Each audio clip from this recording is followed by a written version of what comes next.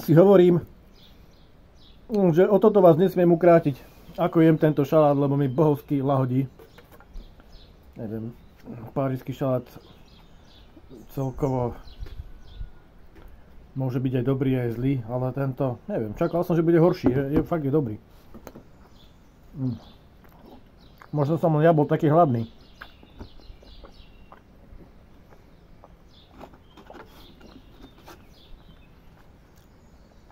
Ale super.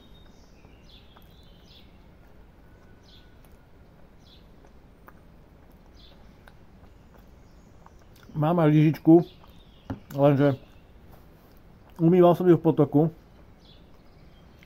Aj teraz, kebyže umýjem vodou, tak sa bojím, že tam ostanú nejaké baktérie z potoka. A že by to bol problém. A mám jar, že by som si jarovou vodou umyl lyžičku, ale to sa mi zase nechce, takže radšej to jem takto postaram, ako v škole som jedával. Bez lyžičky. Dokonca sa stalo, že mi majster doniesol lyžičku. Erik, túto lyžičku si nechaj a budeš to dávať lyžičkou. Čo sa na mňa nemohol dívať.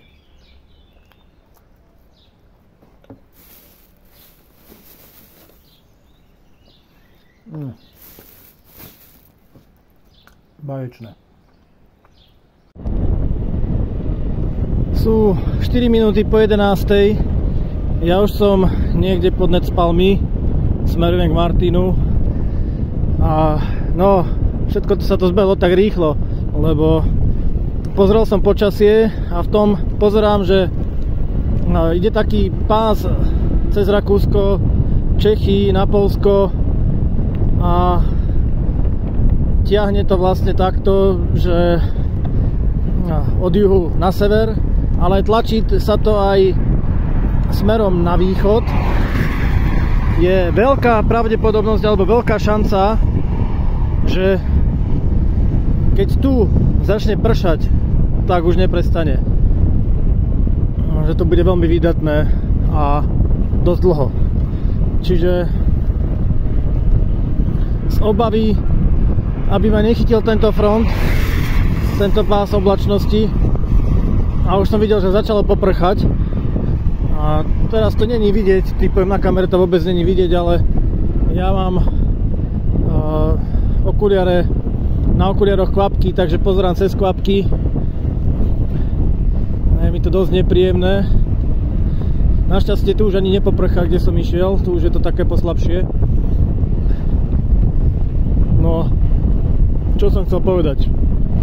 Že ak by ma chytila teda ten pás oblačnosti, tak by som mokol a bolo by to veľmi nepríjemná cesta. Je lepšie tomu ujsť, takže plán je taký nezmoknúť a ísť čo najrýchlejšie dole na juh, smer na Bystricu.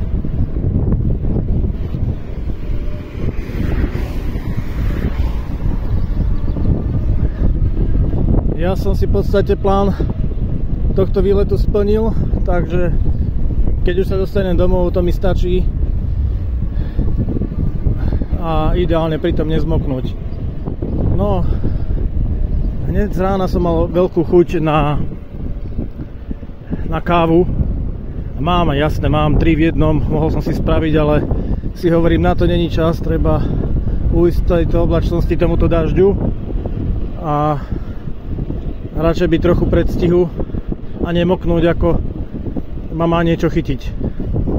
Lebo ak ma chytí dážď, tak to sa nedá. To človek musí zastať niekde na pumpe a prečkať to, ale ak mám čakať do večera, to nebude žiadna sranda, hej, na pumpe. A vodu som potom už nenaberal, mám málo vody, lebo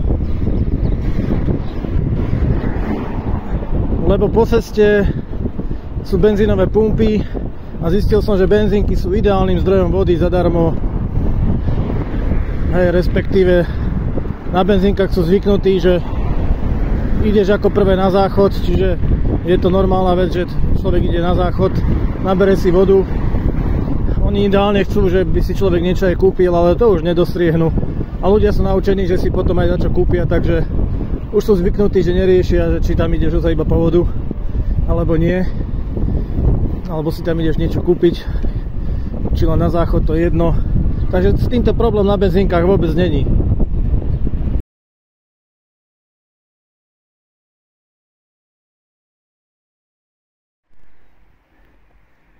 Ja som pred Príbovcami, to je na tej hlavnej ceste smerom z Martina do Turčianskych. Je tu taká benzínka a myslím si, že mám teraz čas, lebo akurát tým smerom, kde idem, je teraz dážď, že je rozumnejšie možno tu sa trošičku zdržať.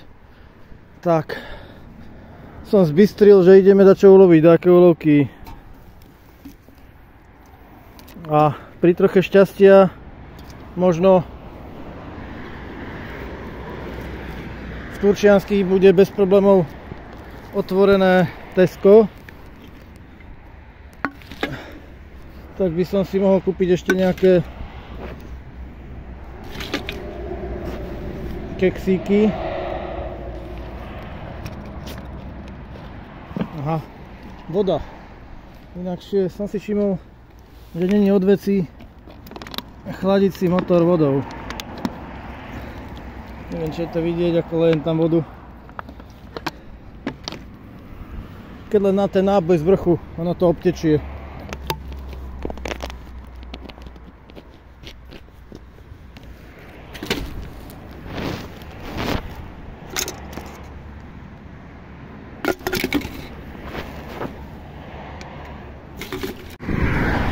Dobre, práve som minul ďalšiu pumpu, bol som tam a prečkal som dážď, už mrholilo a takto nás to míňalo, cez Turčianske Teplice to išlo. A dôležité je teraz pozerať sa dookola seba a hľadieť, či skade ide dážď.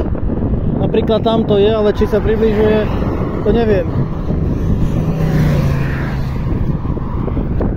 Tamto jasne je dážď, ale to asi odchádza, áno. Ja som trošičku zabočil a práve odchádzam z obce Moškovec. No, tak, tu to bolo hojné, čo sa fľašiek týka. Hneď tam bolo pred nimi, pred Moškovcami odpočívadlo, kde bolo dosť toho aj na zastávkach. Takže no, to bol fajný úlovok. Niektoré tie dediny sú akože bohatšie na toto, niektoré vôbec nič. Ale momentálne mám veľmi dobré, ako to nazvať, úspešnosť, hej? Čo sa týka nachádzania fľašiek. Musím sa pozrieť, či v Turčianskych bude to Tesco v nedeľu otvorené, že či sa ponáhľať alebo nie. No, zatiaľ to vyzerá, že úspešne tie búrky míňam.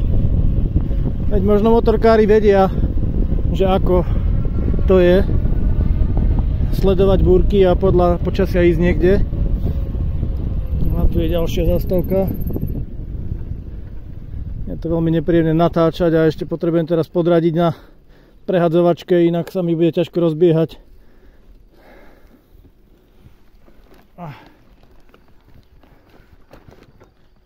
Neviem, či som si svetlo na tej obe zapol.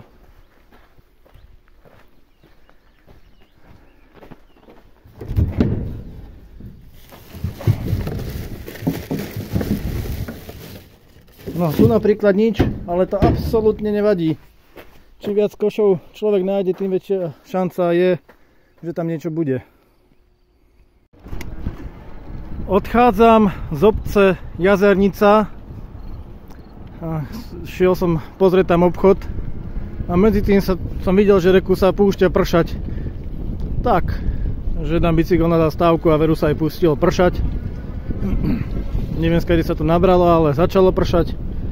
A pršalo si, ja neviem, zo hodinu. No a pozeral som, aké je počasie, ako to vyzerá s počasím. No tak po tomto lebo ustalo, však už neprší. Potom to by malo už pršať iba fest. Taký dlhý pás oblačnosti ide a ak to začne, tak bude pršať do večera. Takže čím skorej sa dostanem na Štúrec, tým lepšie pre mňa, lebo už iba zmoknem. Takže mám fľašky. Ide sa do Turčianskych dať čo kúpiť, podzub a... No, došiel som do Turčianskych pre Tesco. Tu sa asi trošičku zdržím. A stihol som ešte zadné koleso trochu dofúkať na pumpe. Chcem ukázať, že ako prší.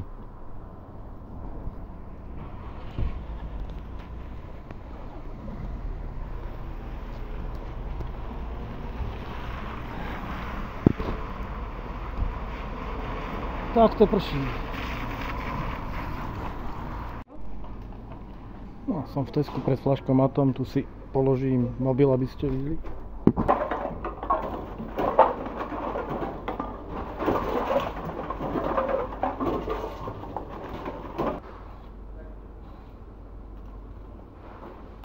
No, 4 eurá rovné. Škoda, nepobralo mi ten odpočívadlový úlovok. Ja neviem, 5 fľašiek. Ale kupoval som podľa svojej chuti. Dačo sladké, kofolu. A to mi už musí dobre drbať, aby som kúpil 2 € kofolu. Musím mať na ňom bohovskú chuť. A mám chuť na syr s rožkom.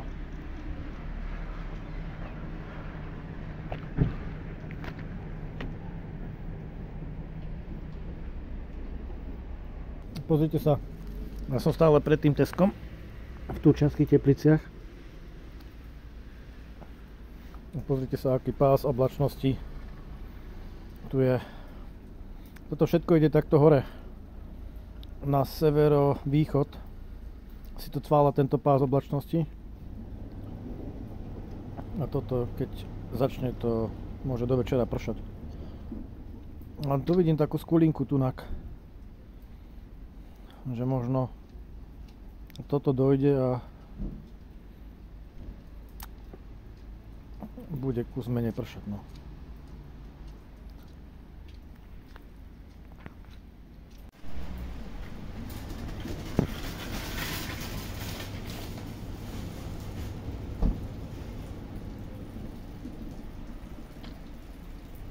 Blíži sa skulinka medzi brakmi. Trošičku to ustáva. Ja som sa za pochodu rozhodol, že idem teda z Turčianskych preč a myslel som, že prejdem na tú pumpu za Turčianskými a tam sa pozriem, že ako to vyzerá s počasím. Ale videl som, že tie hory, že proste prší, že to tam není šanca, že by to ustalo. Tak som sa rozhodol, že pôjdem bez prestávky, že budem pokračovať hore Štúrcom.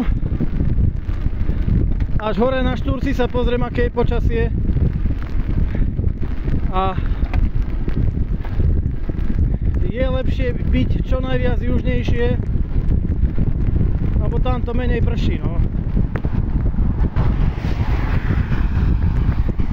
Ale nehrozí, že by som šiel tak, že není dážď. Neviem, ako je to vidieť, že prší, ale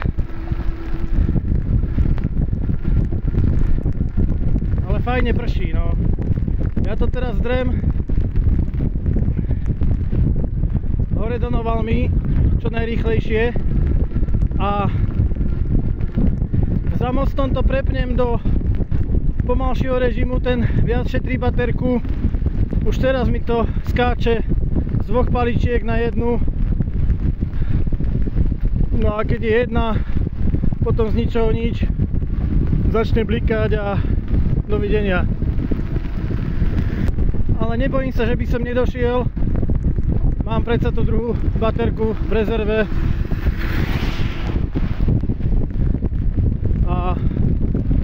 teda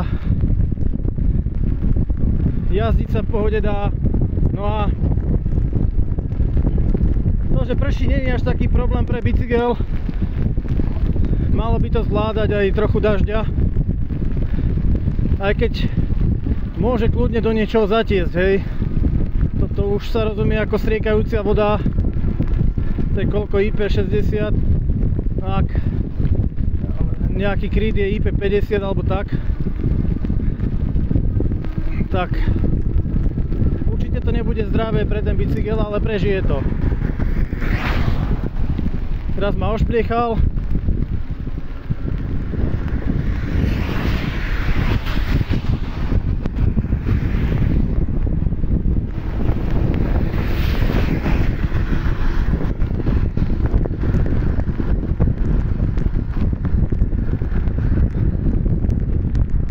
Keď som išiel, tak som videl, že ten potok tu vedľa je dosť plný vody, takže reku asi hore asi výdatne prší, som si pomyslel. Je to možné, že hore výdatne prší.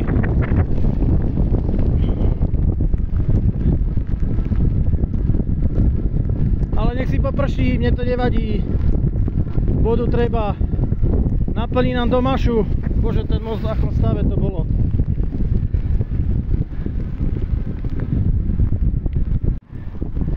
No, už som za tým mostom, stúpam tým prvým stupákom a myslím, že sa oplatilo ísť do tej skulinky medzi mrakmi, lebo v tomto momente mám pocit, že trošičku ustalo, ale stále poprchá a je to lepšie.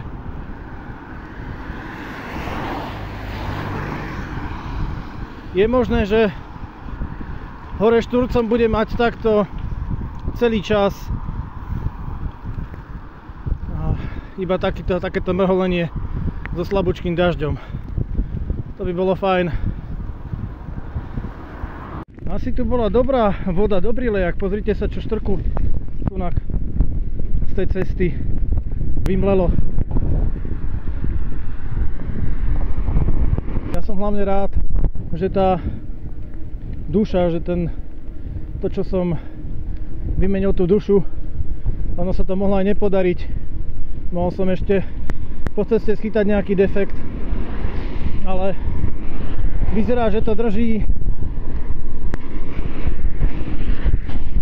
že to bude dobré,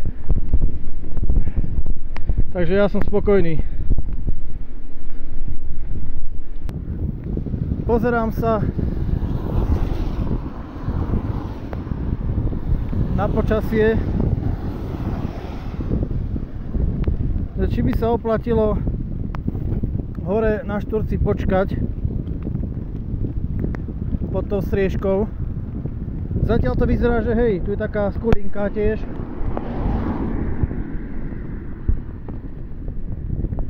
Toto. Ani som nevedel ako a už som hore na Šturci.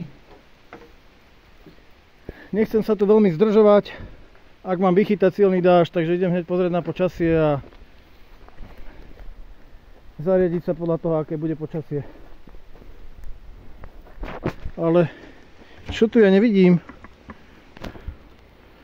No, nechcel som brať, ale musím, lebo to na mňa pozerá. Hurikán, zober si ma. Vezmi si ma domov. Hurikán. Hurikán, vezmi si ma domov. Ja som tvoja flaška.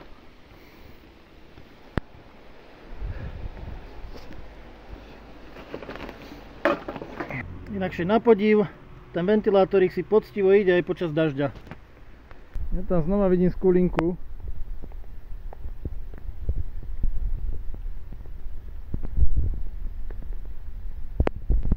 Nič, idem dolu, to sa neopláca tu ostávať. Hneď ako vyrážam za Šturcom,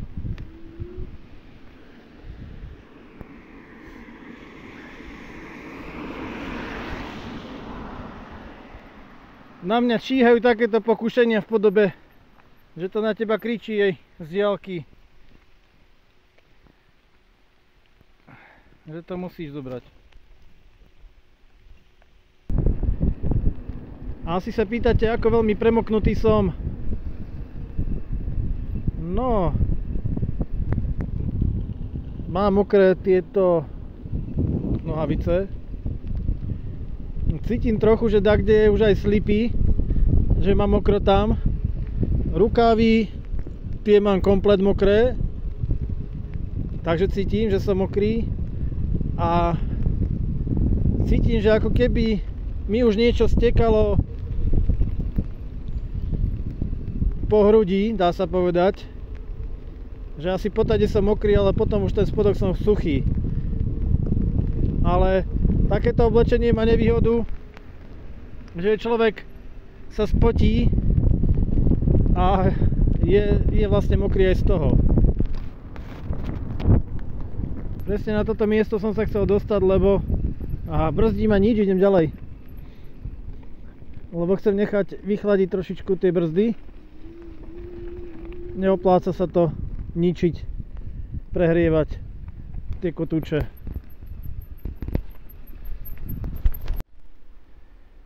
Aha, ten schodík ten je ako na to stvorený. Ideme sa pozrieť na kotúč. Je horúci, ale nie je to tak hrozné. Ale aspoň nesfialovel.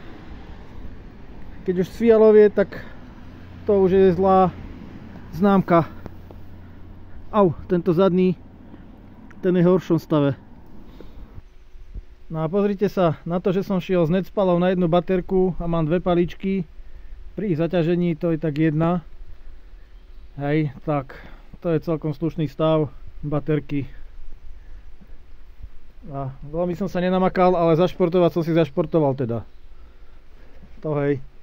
Možno aj dáke pol kilečko zmizlo zo mňa. Hlavne bez tých cukrov, hej, čo som iba vodu pil, keď už došla kofola. Ale, no, teraz mám zase chuť na kofolu, dať si. A mám, takže, a inak ešte poďme sa pozrieť, toto čo? Plomba? Sranda. Ješkové oči. V piatok človek stade to bral flašky a v nedeľu už tu má ďalšie. Toto je nič. Aj toto je nič.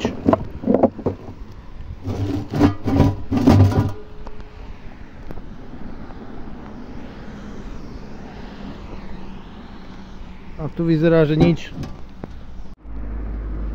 Ono je to tak, že keď je človek popri ceste a vidí fľašku, pomyslí si, asi nebude zetková, kašlem na ňu. Ale keď človek ide dole štúrcom a takto na teba kričí zetko z tej fľaše, to je hrozné. To musíš zastať. Ešte som si ja oškrel na bicykli kvôli tomu. Toto som si oškrel kvôli tej jednej fľaške. Kašľať na to. No, zastal som znova. No, kto to tu pozná, tak vie, kde som. Pred Horným Harmancom. Takže mne ten dážď celkovo nevadí, len je to prekážka. Nazdar! Už som v Dolnom Harmanci a idem smerom na Staré hory. To už v pohode zájdem. Ešte sa pozrieme na teplotu, lebo ja celý čas netuším, aká mohla byť teplota. A to asi preto, že som mal takto teplomer. No, čiže 15 stupňov. Mne to tu ukazuje 15 stupňov. A neviem, či som spomínal čas, je 17:16. Ako sa hory odparujú.